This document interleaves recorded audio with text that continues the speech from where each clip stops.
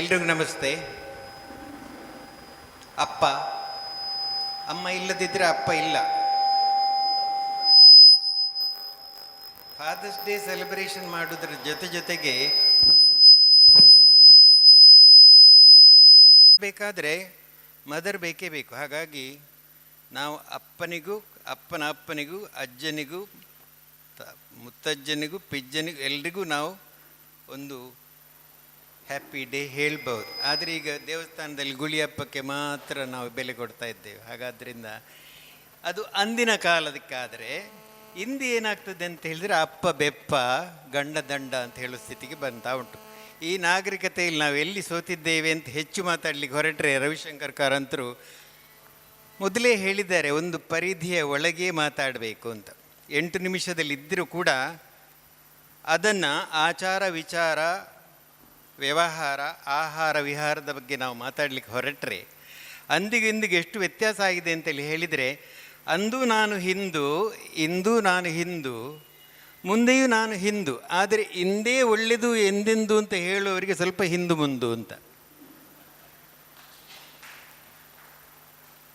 ಯಾಕೆ ಹೇಳ್ತೇನೆ ಅಂತೇಳಿ ಹೇಳಿದರೆ, ನಾವು ಬಾಲ್ಯದಲ್ಲಿ ಇದ್ದಾಗಿಂದ ಇವತ್ತು ತಾರುಣ್ಯ ಆರೋಗ್ಯದವರೆಗೆ ಮಾತಾಡಲಿಕ್ಕೆ ಹೊರಟ್ರೆ, ಒಂದು ಹುಲಸಾದ ಒಂದು ಹಸು ಮೇಯ್ಲಿಕ್ಕೆ ಹೊರಟಾಗ ಗೂಟೆ ಕಟ್ಟಿ ದಾರ ಕಟ್ಟಿ ಬಿಟ್ಟರೆ ಅಷ್ಟೇ ಆಯಾಮದ ಒಳಗೆ ನಾನು ಮೇಯಬೇಕಾಗ್ತದೆ. ಹಾಗಾಗಿ ಸಮನ್ವಯಕಾರದರ ಕರೆಂಟಿಗೆ ನಾನು ಶಾಕಿಗೆ ಒಳಗೆ ಆಗದೆ 7 ನಿಮಿಷ ಮಾತಾಡ್ತೇನೆ. ಏನಾದರೂ ಹೆಚ್ಚು ಕಡಿಮೆ ಇದ್ದರೆ ಫೀಡ್ಬ್ಯಾಕಲ್ಲಿ ಹೇಳಬೇಡಿ. ಯಾಕಂದರೆ ವೃತ್ತಿಯಲ್ಲಿ ವೈದ್ಯ ಆದದ್ರಿಂದ ಕೆಲವು ಆಚೆ ಈಚೆ ಶಬ್ದಗಳು ನಿಮಗೆ ಅಸಹ್ಯ ಅಂತ ಕಾಣಬಹುದು. ಬಾಲ್ಯದಲ್ಲಿ ನಾವೆಲ್ಲ ಚಡ್ಡಿಯಲ್ಲಿ ಹುಚ್ಚ ಹೊಯ್ದುಕೊಂಡು ಶಾಲೆಗೆ ಹೋಗುವಾಗ ಅಪ್ಪಮ್ಮ ಯಾವತ್ತೂ ನಮ್ಮನ್ನು ಗೇಟಿನವರೆಗೆ ಕರ್ಕೊಂಡು ಬಂದು ಬಿಟ್ಟದ್ದೇ ಇಲ್ಲ. ಆಗ ಕಾಂಪೌಂಡ್ ವಾಲ್ಗಳು ಇರಲಿಲ್ಲ, ಗೇಟು ಇರಲಿಲ್ಲ. ಶಾಲೆ ಗೇಟಿಗೆ ಹೋಗಿ ವಾಪಸ್ ಅಮ್ಮನ ತೊಡೆಗೆ ಓಡಿಕೊಂಡು ಬಂದಾಗ ಮಾತ್ರ ಅವರು ಬೆತ್ತ ಹಿಡ್ಕೊಂಡು ಬಂದಿದ್ದರು. ಶಿಕ್ಷೆ ಆವಾಗ ಶಿಕ್ಷಣದ ಜೊತೆಯಲ್ಲೇ ಇತ್ತು. ಇವತ್ತು ಬೆತ್ತ ತೋರಿಸಿದರೆ ಪೇರೆಂಟ್ಸು ಸ್ಕೂಲ್ ಮೇಸ್ಟಿಗೆ ಬೆತ್ತ ತೋರಿಸ್ತಾರೆ. ಅದು ಆವತ್ತಿಗೂ ಇವತ್ತಿಗೂ ಬದಲಾವಣೆ. ಬಾಲ್ಯದಲ್ಲಿ ನಾವೆಲ್ಲ ಬಾಯಿಪಾಠ ಮಾಡಲಿಕ್ಕಿತ್ತು. ಮೇಷ ವೃಷಭ ಅಶ್ವಿನಿ ರೋಹಿಣಿ ಎಲ್ಲವನ್ನು ಹೇಳಿ ಮಗ್ಗಿ ಬಾಯಿಪಾಠ ಮಾಡಲಿಕ್ಕಿತ್ತು. ಅದರ ಜೊತೆಯಲ್ಲಿ ಯಾವತ್ತೂ 12 ತಿಂಗಳು ಹೇಳುವಾಗ ನನಗೆ ಮರ್ತು ಹೋಗ್ತಿತ್ತು. ಅದಕ್ಕೆ ಅಮ್ಮನೇ ಹೇಳಿದರು, ಜಫೆ ಮಾಯೆ ಮೇ ಜೂಜು ಅಸವೋನದ ಅಂತ. ಯಾರಿಗೇನಾದರೂ ಗೊತ್ತಾಯ್ತಾ? January February March April. ಆದರೆ ಅಮ್ಮ ಅದನ್ನು ನಾವು ಬಿಡಿಸಿ ಜನವರಿ ಫೆಬ್ರವರಿ ಹೇಳುವಾಗ ಸೆಪ್ಟೆಂಬರ ಅಕ್ಟೋಬರ ನವೆಂಬರ ಅಂತ ಹೇಳ್ತಿದ್ರು. ಯಾಕಂದರೆ ಅವರೊಂದು 0 ಅವ್ರು ಜಾಸ್ತಿ ಹಾಕ್ತಿದ್ರು. ಪಾಪ ಅವರು 5ನೇ ಕ್ಲಾಸ್ ಕಲಿತದ್ದು. ಆದರೆ ನಾವು ಅದನ್ನು ಮುಂದುವರಿಸಲಿಲ್ಲ. ಬಾಲ್ಯದ ವಿದ್ಯಾಭ್ಯಾಸದಲ್ಲಿ ನಾವು ಏನು ತಪ್ಪು ಮಾಡಿದ್ದೇನೋ ನಾವು ಬದಲಿಸ್ಕೊಂಡು ಬಂದಿದ್ದೇವೆ. ಆಚಾರ ವಿಚಾರವನ್ನು ನೋಡ್ತಾ ಹೋದರೆ ನಾವು ಎಷ್ಟೋ ವಿಷಯಗಳಲ್ಲಿ ಮಾತಾಡಲಿಕ್ಕೆ ಸಾಧ್ಯ ಉಂಟು. ಆದರೆ ಅದನ್ನು ಎಲ್ಲವನ್ನೂ ಈಗ ನಾವು ಒಪ್ಪಿಕೊಳ್ಳಿಕ್ಕೆ ಆಗೋದಿಲ್ಲ. ಯಾಕಂದರೆ ಕಾಲ ಬದಲಾಗಿದೆ. ಕಾಲ ಬದಲಾದಾಗ ಹಿಂದೆ ನಂಬಿಕೆ ತುಂಬ ಇತ್ತು. ದೇವಸ್ಥಾನಗಳಲ್ಲಿ ಮಳೆ ಬರಲಿಲ್ಲ ಅಂತ ಊರಿಗೆ ಎಳನೀರಿನ ಅಭಿಷೇಕ ಮಾಡಿದಾಗ ಒಂದು ಮಗು ಅಪ್ಪನ ಜೊತೆಯಲ್ಲಿ ಹೊರಡುವಾಗ ಕೊಡೆ ಹಿಡ್ಕೊಂಡು ಹೊರಡ್ತದೆ. ಯಾಕೋ ಕೊಡೆ ಮಳೆ ಬರ್ತದಲ್ಲ ಅಂತ. ಅದು ನಂಬಿಕೆ. ಆ ನಂಬಿಕೆ ಇವತ್ತು ಅಸ್ತವ್ಯಸ್ತ ಆಗಿದೆ. ಹಾಗಾದ್ರಿಂದ ಯಾಕೆ ಅಷ್ಟು ಎಳನೀರು ವೇಸ್ಟ್ ಮಾಡ್ತೀರಿ ಅಂತ. ಪೇಟೆಯಲ್ಲೇ ಬೆಳೆದ ಮಕ್ಕಳಿಗೆ ಹಾಲು ಎಲ್ಲಿಂದ ಬರ್ತದೆ ಅಂತ ಕೇಳಿದರೆ ಕಮಲನಿಂದ ಬರ್ತಾರೆ. ಯಾಕಂದರೆ ಅವ್ರು ತಂದು ಹಾಕ್ತಾರೆ. ಹಸುವಿನಿಂದ ಬರ್ತದೆ ಅಂತ ಹೇಳೋ ಪ್ರಜ್ಞೆ ಇಲ್ಲ. ಅಕ್ಕಿ ಎಲ್ಲಿಂದ ಬರ್ತದೆ ಅಂತ ಹೇಳಿದ್ರೆ ಅವರಿಗೆ ಗೊತ್ತೇ ಇಲ್ಲ. ಯಾಕಂದರೆ ಪೇಟೆಯಲ್ಲಿ ಬೆಳೆದವರು, ಹಳ್ಳಿಯಲ್ಲಿ ಬೆಳೆದವರಿಗೆ ಇದರದ ಬಗ್ಗೆ ಸಾಮಾನ್ಯ ಜ್ಞಾನ ಮತ್ತು ವಿಶೇಷ ಜ್ಞಾನ ಅವರಿಗೆ ಗೊತ್ತಿರ್ತದೆ. ಅವರು ನೋಡಿ, ಈಗ LKGಯಲ್ಲಿ ಬೆಳೆದ ಮಕ್ಕಳಿಗೆ sit silent, don't talk, sit straight ಇಷ್ಟೇ ಗೊತ್ತು. ಅವರಿಗೆ ಆಮೇಲೆ LKGಯಲ್ಲೇ ಶುರುವಾಗ್ತದೆ ಕಾನ್ವೊಕೇಶನು, ಸೂಟು ಬೂಟು ಎಲ್ಲ. ಈ ನಾಗರಿಕತೆ ಸೋಗಿನಲ್ಲಿ ನಾವು ಎಲ್ಲಿಗೆ ಬಂದಿದ್ದೇವೆ ಅಂತೇಳಿ ಹೇಳಿದರೆ ಸಂಸ್ಕಾರವನ್ನೆಲ್ಲ ಮರೀತಾ ಬಂದಿದ್ದೇವೆ. ಸಂಸ್ಕಾರ ಬಿಟ್ಟು ಇವತ್ತು ಎಲ್ಲಿವರೆಗೆ ಬಂದಿದ್ದೆ, ಕಷ್ಟ ಏನು ಅಂತ ಹೇಳುವ ಒಂದು ಇದುವೇ ಇಲ್ಲ. ಹರಿಯುವ ನೀರನ್ನು ನಾವು ಸಾಕಷ್ಟು ಕುಡಿದ್ದೇವೆ. ಆ ಹರಿಯುವ ನೀರಿನ ಮೇಲೆ ಯಾರು ಮೈಶುದ್ಧಿ ಮಾಡಿಕೊಳ್ತಿದ್ರೋ ನಮ್ಗೆ ಗೊತ್ತಿಲ್ಲ. ಆದರೂ ನಾವು ಬದುಕಿದ್ದೇವೆ. ಯಾಕೆಂತೇಳಿ ಹೇಳಿದರೆ, ಚೈನಾದಲ್ಲಿ ಇವತ್ತಿಗೂ ಕೂಡ ತಪ್ಪಾಗಿ ತಿಳಿಬೇಡಿ, ಮಗು ಹುಟ್ಟಿದ ಕೂಡಲೇ ಅಮ್ಮನ ಮಲದಿಂದ ಸ್ವಲ್ಪ ನೀರನ್ನು ತೆಗೆದು ಮಗುವಿಗೆ ಕುಡಿಸ್ತಾರೆ. ಯಾಕಂದರೆ ಮಗುವಿನ ಕರಳು ಅಲ್ಲಿ ಇಂಟೆಸ್ಟಿನಲ್ ಫ್ಲೋರಾ ಕ್ರಿಯೇಟ್ ಆಗಬೇಕು ಅಂತ. ಅದಕ್ಕೆ ಎಲ್ಲೋ ಮಿಕ್ಸ್ಚರ್ ಅಂತ ಹೇಳ್ತಾರೆ. ಇದು ನಿಮಗೆ ಅಸಹ್ಯ ಅಂತ ಕಾಣ್ಬೋದು. ಆದರೆ ಆ ಒಂದು ಕೆಲವು ಸಲ ನಾವು ಅತಿ ಶುದ್ಧ ಡೆಟ್ಟಾಲ್ ವಾಶು ಅದು ಇದೆಲ್ಲ ಮಾಡಿದವರಿಗೆ ಅದು ಮುಟ್ಟಿದರೂ ತಪ್ಪು ಇದು ಮುಟ್ಟಿದರೂ ತಪ್ಪು ಅಷ್ಟೊಂದು ಶುದ್ಧದಲ್ಲಿ ಹೋಗುವಾಗ ಮಡಿವಂತಿಕೆಯನ್ನು ಮೀರಿದ ರೋಗ ರುಜಿನಗಳು ಕೂಡ ಸೃಷ್ಟಿ ಆಗ್ತವೆ. ಹಿಂದಿರುವಾಗ ನಾವು ಬೂದಿ ಹಾಕಿದರೆ ಎಲ್ಲ ಹುಳ ಸಾಯ್ತಿತ್ತು. ಆಮೇಲೆ DDT ಬಂತು, ಈಗ ಎಂಡ್ರೆಕ್ಸ್ ಬಂದಿದೆ. ಕೃಷಿ ಪದ್ಧತಿಯಲ್ಲಿ ನೋಡಲಿಕ್ಕೆ ಹೋದರೂ ಕೂಡ ಎಂಡ್ರೆಕ್ಸಿಂದ ಆದ ಅನಾಹುತಗಳನ್ನು ನೋಡಲಿಕ್ಕೆ ಹೋದರೆ ಅಂದು ಒಳ್ಳೆಯದಾ ಇಂದು ಒಳ್ಳೆಯದಾ ಅಂತ ಹೇಳೋ ಒಂದು ಸಂಶಯ ಬರ್ತದೆ. ಶಾಲೆಗೆ ಹೋಗುವಾಗ ಕೂಡ ಶಿಕ್ಷೆ ನಮಗೆ ಇತ್ತು. ಆವಾಗ ನಾವು 2 ಕಿವಿಯಲ್ಲಿ ಹಿಡಿದು ಬಸ್ಕಿ ತೆಗೆಯುವುದಿತ್ತು. ಗೋಡೆ ಬದಿಯಲ್ಲಿ ಏನು ಹೇಳ್ತೀರಿ ನೀವು ಅದಕ್ಕೆ, ಹೀಗೆ ಅರ್ಧ ಪೊಸಿಷನಲ್ಲಿ ನಿಲ್ಲೋದಿತ್ತು. ಆ ಶಿಕ್ಷೆ ನಾವು ಅನುಭವಿಸಿದ್ದೇವೆ. 2 ಕಿವಿಯಲ್ಲಿ ಹಿಡಿದು ಬಸ್ಕಿ ತೆಗೆಯುವುದು ಒಳ್ಳೆಯದು, ಲೆಫ್ಟ್ ಆ್ಯಂಡ್ ರೈಟ್ ಹೆಮಿಸ್ಫಿಯರ್ ಬ್ರೈನಿಗೆ ಒಳ್ಳೆಯದು ಅಂತೇಳಿ ಹೇಳುವುದನ್ನು ಅಮೇರಿಕದವರು ಇತ್ತೀಚೆಗೆ ಕಂಡುಕೊಂಡಿದ್ದಾರೆ. ಆದರೆ ನಮ್ಮ ಶ್ರದ್ಧಾವಂತರು ಹಿರಿಯರು ಮಾಡಿದ್ದನ್ನು ನಾವು ಒಪ್ಪಿಕೊಳ್ಳಿಲ್ಲ, ನಾವು ಬಿಟ್ಟುಕೊಂಡೇ ಬಂದೆವು. ಸಂಸ್ಕಾರ ಬಿಟ್ಟುಕೊಂಡು ಬಂದ ಹಾಗೆ ನಾವು ನಾಗರಿಕರಾಗಿದ್ದೇವೆ. ಅದರ ಜೊತೆಯಲ್ಲಿ ಕಂಡ ಬಟ್ಟೆ ಕಲಿತದ್ದು ಕಂಡು ಮುಟ್ಟಾಯೆ ಅಂತ ಒಂದು ಭಾಷೆ ಉಂಟು. ಕಲಿತು ಏನಾಗಿದ್ದಾನೆ ಅಂತೇಳಿ ಹೇಳಿದರೆ ಕೊನೆಗೆ ಒಂದು ಆಫೀಸಲ್ಲಿ PON ಆಗಿ ಕೆಲಸ ಆಗ್ತದೆ. ಯಾಕೆ ಹೇಳಿದೆ ಅಂತೇಳಿ ಹೇಳಿದರೆ, ಈ ಒಂದು ಬಾಯಿಪಾಠ ಮಾಡುವುದರ ಜೊತೆಯಲ್ಲಿ ವೇದಗಳಿಂದ ನಾವು ಪುರಾಣಕ್ಕೆ ಬರುವಾಗ ವೇದಗಳಿಗೆ ಯಾವತ್ತೂ ಲಿಖಿತವಾಗಿ ಏನೂ ಇರಲಿಲ್ಲ. ಪುರಾಣಗಳಿಗೂ ಅದು ಕಥೆಗಳು ಸೇರಿಕೊಂಡವು, ಆಮೇಲೆ ಇತಿಹಾಸ, ಆಮೇಲೆ ಮುಂದಕ್ಕೆ ಹೋದ ಹಾಗೆ ಸುಮಾರು ವಿಷಯಗಳಲ್ಲಿ ಸ್ವಯಂಕೃತ ಅಪರಾಧಗಳನ್ನು ನಾವೇ ಸೃಷ್ಟಿ ಮಾಡಿಕೊಂಡಿದ್ದೇವೆ. ಇವತ್ತಿನ ಸಾಧನಾ ವಿಧಿವಿಧಾನಗಳನ್ನು ನೋಡಿದರೆ ತುಂಬ ಆಧುನಿಕ ಬದಲಾವಣೆಯಲ್ಲಿ ಒಂದೇ ಅಪ್ಪನಿಗೆ 10 ವರ್ಷದಲ್ಲಿ 5 ನಮೂನೆ ಶ್ರಾದ್ದ ಹಾಕಿದ್ದುಂಟು. ಅಲ್ಲಿ ಎಲ್ಲಿ ವ್ಯತ್ಯಾಸ ನಮಗೆ ಗೊತ್ತಿಲ್ಲ. ಆದರೆ ಸಂಪ್ರದಾಯದ ವಿಧಿವಿಧಾನಗಳೇ ಸಾಧನೆ ಅಲ್ಲ. ಭಯಂಕರವಾಗಿ ಭಗವಂತನನ್ನು ಪ್ರೀತಿಸಬೇಕು ಅಂತಾದರೆ ಇದೆಲ್ಲ ಬೇಕು ಅಂತಿಲ್ಲ, ಪ್ರೀತಿ ಸಾಕಾಗ್ತದೆ. ಹಾಗಾಗಿ ನಂಬಿಕೆ ಇರುವಲ್ಲಿ ಅಪನಂಬಿಕೆ ಇದ್ದೇ ಇರ್ತದೆ, ಅಪನಂಬಿಕೆ ಇರುವಲ್ಲಿ ಮೂಢನಂಬಿಕೆ ಇರ್ತದೆ. ಮೂಢನಂಬಿಕೆಯವರನ್ನು ಬದಲಿಸಲಿಕ್ಕೆ ಆಗೋದಿಲ್ಲ. ನಾಗರಿಕತೆ ಬೇಕು. ನಾವೇನು ಅದೇ ಕಾಶಿಗೆ ನಾವು ಇವತ್ತು ನಡ್ಕೊಂಡು ಹೋಗ್ತೇವೆ ಅಂತ ಹೇಳೋ ಸ್ಥಿತಿಯಲ್ಲಿ ಇಲ್ಲ. ಅರಿಷಡ್ ವೈರಿಗಳನ್ನು ಹೇಳಲಿಕ್ಕೆ ಹೋದರೆ ಕಾಮಕ್ರೋಧ ಲೋಭ ಮೋಹದ ಮತ್ಸರವನ್ನು ಗೆಲ್ಲಿಕ್ಕೆ ಹೊರಟಾಗ ಈಗ ನಾಗರಿಕತೆಯಲ್ಲಿ ನಾವು ಇನ್ನೂ ಕೆಲವನ್ನು ಸೇರಿಸಬೇಕಾಗ್ತದೆ. ವಾಟ್ಸಪ್ ಮತ್ತು ಫೇಸ್ಬುಕ್ಕು ಅದು ಬಂದ ನಂತರ ನಾವು ಎಷ್ಟು ಹಾಳಾಗಿದ್ದೇವೆ ಅಂತೇಳಿ ಹೇಳಿದರೆ, ಅಮ್ಮ ಐ ವಾಂಟ್ ವಾಟರ್, ನಮ್ಮನಿಗೆ ನೀರು ಕೊಡು, ನನಗೆ ದೋಸೆ ಕೊಡು. ಮಕ್ಕಳು ಅಲ್ಲಾಡೋದಿಲ್ಲ. ಹಿಮಾಚಲ ಅಂತ ಹೇಳುವ ಶಬ್ದಕ್ಕೆ ಅರ್ಥವೇ ಅಚಲ, ಅಂದರೆ ಅಲ್ಲಾಡದೇ ಇರುವುದು ಅಂತ. ಅಂದರೆ ನಿಮ್ಮ ದೇವರು ಅಲ್ಲಾಡೋದಿಲ್ಲ ಅಂತಲ್ಲ, ಅಚಲ ಅಂತ ಹೇಳಿದೆ. ಈಗಿನ ಮಕ್ಕಳು, ಈಗಿನ ಯಂಗರ್ ಜನರೇಷನ್ ಕೂತಲ್ಲೇ ಎತ್ತಿರ್ತಾರೆ, ಏನೂ ಮಾಡೋದಿಲ್ಲ, ಅವರು ಅಲ್ಲಾಡೋದಿಲ್ಲ. ಅಮ್ಮ ಸಹ ಹಾಗೆ ಮೊದಲನಾಗಿ 7-8 ಮಕ್ಕಳು ಇರಲಿಲ್ಲ. ಮೊದಲನವರಾದರೆ ಒಂದು ಸಣ್ಣದಕ್ಕೆ ಇವರು ಬಾಯಿ ಕೊಡ್ತಿದ್ರು, ಅದಕ್ಕಿಂತ ದೊಡ್ಡವನಿಗೆ ಕಲಸಿ ಕೊಡ್ತಿದ್ರು, ಅದಕ್ಕಿಂತ ದೊಡ್ಡವರು ಅವರೇ ಊಟ ಮಾಡ್ತಿದ್ರು. ಹಾಗಾಗಿ 7-8 ಮಕ್ಕಳು ಇರುವಾಗ ಒಬ್ಬರಿಂದೊಬ್ಬರು ನೋಡಿಕೊಳ್ತಾ ಹೋಗ್ತಿದ್ರು. ಈಗ ಎಲ್ಲದಕ್ಕೂ ಅಮ್ಮನೇ ನೋಡೋದು, ಮಾತಾಡುವ ಹಾಗಿಲ್ಲ. ಈ ಯಂಗರ್ ಜನರೇಷನಲ್ಲಿ ಏನು ಆಗಿದೆ ಅಂತೇಳಿ ಹೇಳಿದರೆ, ಅಂದಿನ ಕಾಲದ ಒಂದು ಸ್ವಲ್ಪ ಸತ್ತು ಕೂಡ ನಾವು ಅನುಭವಿಸಿದ್ರಿಂದ ಒಂದು ವಿಶೇಷ ಅಂತ ಏನು ಅಂತೇಳಿ ಹೇಳಿದರೆ, ಇವತ್ತು ಇಂದಿನ ವಿಚಾರದಲ್ಲಿ ಮಾತಾಡೋರು ಕೂಡ ಸ್ವಲ್ಪ ಅಂದಿನವರೇ. ಹಾಗಾದ್ದರಿಂದ 3 ಜಕಾರಗಳು ನಮ್ಮ ಜೊತೆಯಲ್ಲಿ ಇರೋದ್ರಿಂದ JN ಭಟ್ರು, ಜಯಲಕ್ಷ್ಮಿ, ಜಯಂತಿ 3 ಜೆ ಒಟ್ಟಿಗೆ ಉಂಟು. ಹಾಗಾದ್ರಿಂದ ಗೆಲುವು ನಮಗೆ ಖಚಿತ, ಮುಂದುವರಿಸ್ಬೋದು.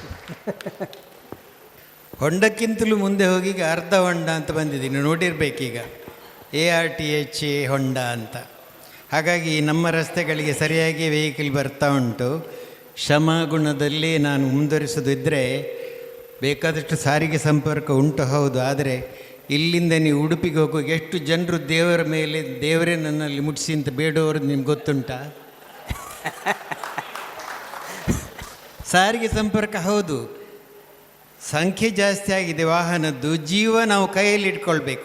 ಸಿಟಿ ಬಸ್ಸಲ್ಲಿ ಹತ್ತುವಾಗ ಕೂಡ ಅವ ಕಾಲು ನೋಡ್ತಾನೆ, ರೈಟ್ ಅಂತೇಳಿ. ನನ್ನ ಮಕ್ಕಳಿಗೆ ಚಪ್ಪಲು ಹೊರಗೆ ಬಿಟ್ಟು ಫೊರೇನಿಂದ ಬಂದ ನಂತರ ಅಳ್ತಾಯಿದ್ರು, ಚಪ್ಪಲು ಕೆಳಗೆ ಹೋಯಿತು ಅಂತ. ಅಷ್ಟು ಸ್ಪೀಡಲ್ಲಿ ಹೋಗುವಾಗ ಈ ಸಾರಿಗೆ ಸಂಪರ್ಕದಲ್ಲಿ ನಮ್ಮ ಕಾಲದಲ್ಲಿ ಒಂದು ಗರ್ಭಿಣಿಯೋ ಒಂದು ಮಗು ಮಗು ಕೈಯಲ್ಲಿದ್ದರೆ ನಾವು ಎದ್ದು ಕೂತ್ಕೊಂಡು ಅವರಿಗೆ ಸೀಟ್ ಕೊಡ್ತಿತ್ತು.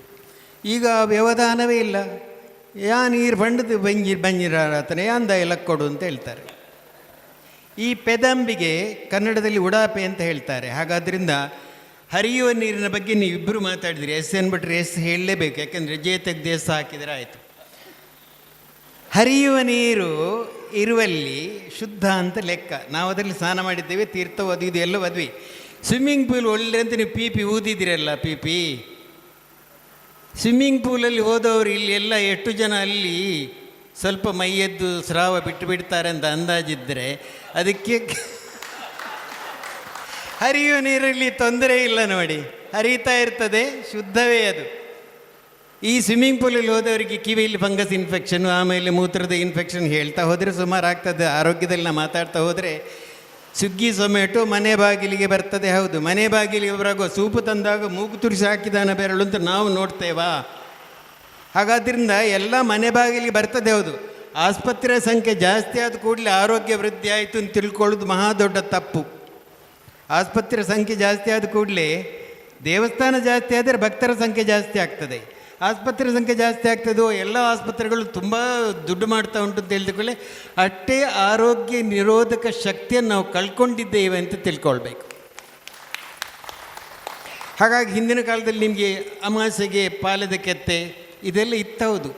ನಂಬಿಕೆ ಮೂಢನಂಬಿಕೆಯಲ್ಲಿ ಕೊಲೆಪೆಟ್ಟು ಬಾಂಡು ಗುಳಿಗೆ ಬಲಿತೆ ಅದಿದ್ದು ಇರಬಹುದು. ಆದರೆ ಈಗ ಸಾಯುವವರ ಸಂಖ್ಯೆ ಕೂಡ ಆರೋಗ್ಯ ನಿರೋಧಕ ಶಕ್ತಿ ಇಲ್ಲದೆಯೇ, ದೈಹಿಕ ಶ್ರಮವೇ ಇಲ್ಲ, ಮಾನಸಿಕ ಶ್ರಮ, ಸ್ಟ್ರೆಸ್ ಬೇಕಾದಷ್ಟುಂಟು. ಹಾಗಾಗಿ ಅಪ್ಪಮ್ಮನವರಿಗೆ ಅವರ ಬರ್ತ್ಡೇಗೆ ಅಮೇರಿಕದಿಂದ ಒಂದು ಬೂಕೆ ಕಳಿಸಿ ಅವರನ್ನು ವೃದ್ಧಾಶ್ರಮದಲ್ಲಿ ಹಾಕೋದು ಮಾತ್ರ ಅವರ ಶ್ರಮ. ಈಗ ಇದು ಎಂಥ ಆಧುನಿಕತೆ ಬೇಕಾ? ಒಂದು 5D ಯೋಚನೆ ಮಾಡಿದರೆ, ಹುತ್ತ ಕೂಡಲೇ ನಾವು ಬರ್ತೇವೆ, ಜನನ ರೆಡಿ, ಅನಂತರ ಸ್ಟಡಿ, ಆಮೇಲೆ ದುಡಿ, ಆಮೇಲೆ ಗಡಿಬಿಡಿ, ಆಮೇಲೆ ಮಡಿ. ಈ 5D ನಡುವಿನಲ್ಲಿ ಸ್ವಲ್ಪ ಆಲೋಚನೆ ಮಾಡಿ ನೋಡಿ ನೀವು. ಆಲೋಚನೆ ಇರಲಿ, ಭಾವನೆ ಇರಲಿ, ಯೋಚನೆ ಇರಲಿ, ಸಂಭಾಷಣೆ ಇರಲಿ, ಈ ಎಲ್ಲ ನೇಗಳನ್ನು ಸೇರಿಸಿದೆ ನಾವು ವೈಯಕ್ತಿಕವಾಗಿ ಪರಿವರ್ತನೆ ಆಗದಿದ್ದರೆ, ಅಜ್ಜ ಕಟ್ಟಿದ ಆಲದ ಮರ ಅಂತ ನಾವು, ಆಲದ ಮರದ ಬೀಜ ನೋಡಿ ಎಷ್ಟು ಸೂಕ್ಷ್ಮ ಅಂತ, ಅಷ್ಟು ದೊಡ್ಡ ಮಹಾವೃಕ್ಷದ ಅಡಿಯಲ್ಲಿ ಎಷ್ಟು ಜನ ನೆರಳು ತಗೊಳ್ತಾರೆ. ಆದರೆ ಈಗಿನ ಒಂದು ಬೇವಿನ ಮರ ನೊಟ್ಟು ನೋಡಿದ್ಯಾ ನನ್ನದೊಂದು ಫೇಸ್ಬುಕ್ಕಲ್ಲಿ ವಾಟ್ಸಪ್ಪಲ್ಲಿ ಹಾಕಿಬಿಟ್ರೆ ಜನರು ಅದಕ್ಕೆ ಮೆಸೇಜ್ ಕಳಿಸ್ತಾರೆ, ವೆರಿ ಗುಡ್ ವೆರಿ ಗುಡ್ ಅಂತ. ಇದು ಎಂಥ ಅಭಿವೃದ್ಧಿ ಇದು? ವೃದ್ಧರೆಲ್ಲ ವೃದ್ಧಾಶ್ರಮದಲ್ಲಿ, ಇವರೆಲ್ಲ ಇಲ್ಲಿರ್ತಾರೆ. ಆರೋಗ್ಯದ ಬಗ್ಗೆ ಮಾತಾಡ್ತಾ ಹೋದರೆ ಒಂದು ದಿವಸ ಇಡೀ ಅದಕ್ಕೆ ಬೇಕಾಗ್ತದೆ. ಹಾಗಾದ್ದರಿಂದ ಅದು ನಾನು ಹೆಚ್ಚು ಮಾಡಲಿಕ್ಕೆ ಹೋಗೋದಿಲ್ಲ. ಕುಟುಂಬ ಪದ್ಧತಿಯಲ್ಲಿ ಕೂಡ ಒಂದು ಮದುವೆ ಸಂಭ್ರಮ, ಮುಂಜಿನ ಸಂಭ್ರಮ ಅಂತ ಆದರೆ ಒಪ್ಪತ್ತು ಮುಂಚಿತವಾಗಿ ಇಂತ ಬರೀತಿದ್ದರು ಮೊದಲು ಆಮಂತ್ರಣದಲ್ಲಿ. ಈಗ ಬರೆಯುವುದೇ ಇಲ್ಲ ಅದನ್ನು. ಸುಸ್ವಾಗತಂ ಬೋರ್ಡ್ ಹೋಯಿತು, ಸ್ವಾಗತಂ ಬಂತು, ಸ್ವಾಗತಂ ಬೋತು ಇಂಗ್ಲೀಷ್ ಆಗಿ ವೆಲ್ಕಮ್ ಬಂತು, ವೆಲ್ಕಮ್ ಬಂದ ಮೇಲೆ ಆಮೇಲೆ RSVP ಇತ್ತೊಂದು ಸಿಸ್ಟಮ್ ಉಂಟು, gate crashes will be prosecuted ಅಂತ. ದಾಟಿ ಬಂದರೆ ಇನ್ವಿಟೇಷನ್ ಇಲ್ಲದವನನ್ನು ನಿನ್ನನ್ನು ಜೈಲಿಗೆ ಹಾಕ್ತೇನೆ ಅಂತ. ಇದು ನಮ್ಮ ಅಭಿವೃದ್ಧಿಯ ಸಂಕೇತ. ಎಲ್ಲಿ ಹೋಯಿತು ಅವಿಭಕ್ತ ಕುಟುಂಬ? ಮೊದಲಾದರೆ 8 ಮಕ್ಕಳಿದ್ದರು, ಅವರು ಇಬ್ಬರನ್ನು ಸಣ್ಣವರು ನೋಡ್ತಾ ಇದ್ದರು. ಮನೆಗೆ ಯಾರು ನೆಂಟರು ಬಂದರೆ, ಯಾರು ಗೊತ್ತಾಯ್ತ ಮಗ ನಿಂಗೆ ಇದು ಇಂಥವ್ರ ಮಗ ಅಂತ. ಈಗ ನೀವು ಅಜ್ಜಿ ಮನೆಗೆ ನಿಮ್ಮ ಮಕ್ಕಳನ್ನು ಕರ್ಕೊಂಡು ಹೋಗಿ, ಅಮ್ಮ ಅಜ್ಜಿಯನ್ನು ಕೂತ್ಕೊಂಡ್ರೆ ಅಜ್ಜಿ ವೀಳ್ಯದಲ್ಲಿ ಸುಣ್ಣ ಹಾಕ್ತಾ ಇರ್ತಾರೆ, ಈ ಮಕ್ಕಳು ವಾಟ್ಸಪ್ ತಿರುಗಿಸ್ತಾ ಇರ್ತಾರೆ. ಅವರ ಮುಖ ಇವರಿಗಿಲ್ಲ, ಇವರ ಮುಖ ಅವರಿಗಿಲ್ಲ. ಇದು ನಾಗರಿಕತೆಯ ಸೋಗು. ಆದ್ದರಿಂದ ನೀವು ಏನೇ ಹೇಳಿ, ಆ ಅಂಟು ಬಿಟ್ಟರೆ ಈ ನಂಟಲ್ಲಿ ಏನೂ ಉಳಿಯುವುದಿಲ್ಲ. ಯಾಕಂತಂದರೆ ನಾನು ಒಂದೇ ನಿಮಿಷದಲ್ಲಿ ನಿಲ್ಲಿಸ್ತೇನೆ. ನಿಜವಾಗಿ ಇವತ್ತಿನ ಒಂದು ಮೆಸೇಜ್ ಏನು ಅಂತೇಳಿ ಹೇಳಿದರೆ, ಅಜ್ಜಿ ಕತೆ ಅಂತ ಒಂದು ಉಂಟಲ್ಲ, ಎಲ್ಲಿಯಾದರೂ ಅಮ್ಮ ಕತೆ ಅತ್ತೆ ಕತೆ ಅಂತ ಉಂಟ? ಇಲ್ಲ. ಹಾಗಾದರೆ ಅಜ್ಜಿಗೂ ಇವತ್ತಿಗೂ ಒಂದು ನಂಟು ಉಂಟು. ನಯಾ ಪೈಸೆ ಅಂತ ಶಬ್ದ ಇಷ್ಟು ವರ್ಷ ಆದರೂ ನಯಾ ಪೈಸೆ ಹೋಗಲಿಲ್ಲ ನೋಡಿ. ಆ ಹಳೆ ನಂಟಿನ ಅಂಟು ಇರುವುದರಿಂದಲೇ ನಾವು ಹೊಸದಾಗಿ ಮಾಡ್ತಾ ಇದ್ದೇವೆ. ಹಳೆಯದ್ದು ಪದ್ಧತಿಗಳಲ್ಲಿ ಗ್ರಹಣವನ್ನು ಖಗ್ರಾಸವಾಗಲಿ ಯಾವುದೇ ಆಗಲಿ, ಯಾವತ್ತಿಗಾದರೂ ಪಂಚಾಂಗ ನೋಡಿ ಹೇಳಿದ್ದು ತಪ್ಪಾಗಿದ? ಈಗಿನ ಹವಾಮಾನ ನೋಡಿ ನಾವು ಎಲ್ಲ ನವನಾಗರಿಕರು, ವಿಜ್ಞಾನಿಗಳು, ಇವತ್ತು ಮಳೆ ಬಂದರೂ ಬರ್ಬೋದು, ಹವಾಮಾನ ವಿಪರೀತ, ರೆಡ್ ಅಲರ್ಟ್ ಆಗಿದೆ, ಆವತ್ತು ಶಾಲೆಗೆ ರಜೆ ಕೊಟ್ಟರು, ಎಲ್ಲ ಮಕ್ಕಳು ಮನೆಯಲ್ಲಿ ಕೋಲ್ಬೆಲ್ಲಿ ಸಹ ಆಡ್ತಾ ಇದ್ದಾರೆ. ಎಲ್ಲಿ ಹೋಯಿತು? ಗ್ರಹಣದಲ್ಲಿ ಇದ್ದ ಆ ವೇದ ಕಾಲದ ಪಂಚಾಂಗದ ಪಾಂಡಿತ್ಯ ಈಗಿನ ನವ ವಿಜ್ಞಾನದ ಆಧುನೀಕರಣದ ಇದು. ನಾನು ಹೇಳುವುದಿಷ್ಟೇ, ಹಳತು ಸದಾ ಬೇಕು, ಅದರ ಜೊತೆಯಲ್ಲಿ ಹಳತನ್ನು ಖಚಿತವಾಗಿ ತಿಳಿಯುವ ಮನಸ್ಸು ಬೇಕು. ವಾಸ್ತವಿಕವಾಗಿ ಎಲ್ಲವನ್ನೂ ತಿಳಿದುಕೊಂಡು ಮುಂದಕ್ಕೇನಾಗಬಹುದು ಅಂತ ಹೇಳುವ ಊಹಿಸುವ ಒಂದು ಮನಸ್ಸೂ ಬೇಕು.